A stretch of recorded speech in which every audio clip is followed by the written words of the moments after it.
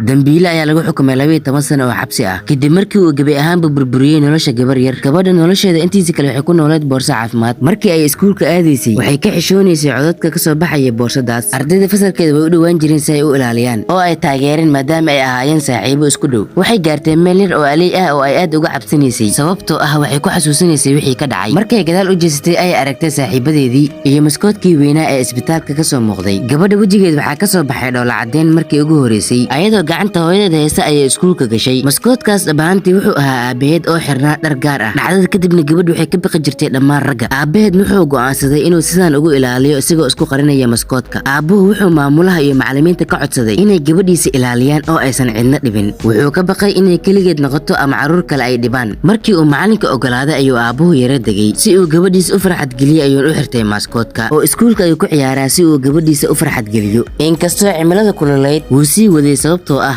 farxadda gabadhiisa ayaa ugu muhiimsanayd. Aabuhu maalin kasta si qarsooda ayuu gabadhiisa iskuulka u geyn jiray oo uuna soo celin jiray. Ugu dambeyn caruurta kale ayaa ogaaday maskoodka inuu ayaga daba socdo. Mid ka mid ah ardayda ayaa weydiisay gabadha inuu yahay saaxiibkeeda cusub. Gabadha way qosashay kadibna madaxa ayay u ruxday si ay haa u muujiso. Isla mar ahaantaasina gabadhu waxay fahamtay maskoodka inuu ahaa aabaheed. Si tartiib ayayna u weydiisay aabe ma adiga. Aabuhuna wuu istaagay isagoo aanan hadli karin. Dhiid iyo ilmo ayaa wajigiisa ka muuqday.